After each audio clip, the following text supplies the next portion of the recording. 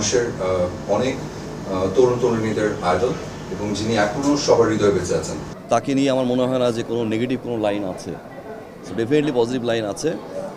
তার কাজ, একটা মানুষের কাজ যে বাঁচিয়ে রাখতে পারে, সেটা উনি সবচেয়ে বড় এক্সাম্পল আই থিঙ্ক। তার মতো নায়ক বাংলাদেশে আসলে এত স্টাইলিশ আইকনিক নায়ক বাংলাদেশে এখন পর্যন্ত আমি দেখিনি।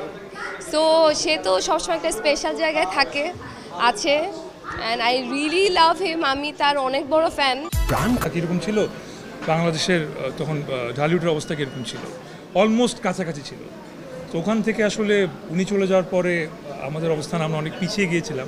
যে পরিমাণে স্টারডম উনি হোল্ড করতেন, মানে এটা ইনসেন লেভেলে ছিল, মানে অলমোস্ট তখনকার শাহরুখ খানের টেক্কা দেওয়া বরাবর।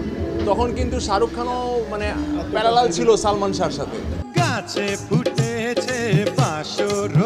ফ্যাশন থেকে স্টাইল কিংবা বাচনভঙ্গি সবকিছুতেই ছিল এই নায়কের নিজস্বতার ছোঁয়া।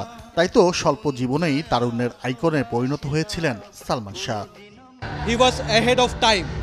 উনি টাইমের অনেক আগে ছিলেন সব সময়, এই জন্য হয়তো আমরা তাকে এখনও মনে করি ফ্যাশন আইকন হিসেবে।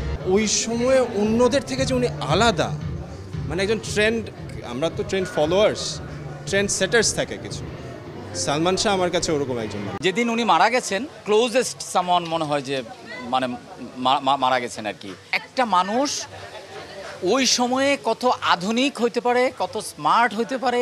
শ্রদ্ধেয় রাজ্জাক স্যারের পরে আমার একজন হিরোর কথাই মনে আছে, that is Salman Shah. So তার জন্য তো অবশ্যই অনেক সম্মান, অনেক পছন্দ, ভালো লাগা সবার আছে।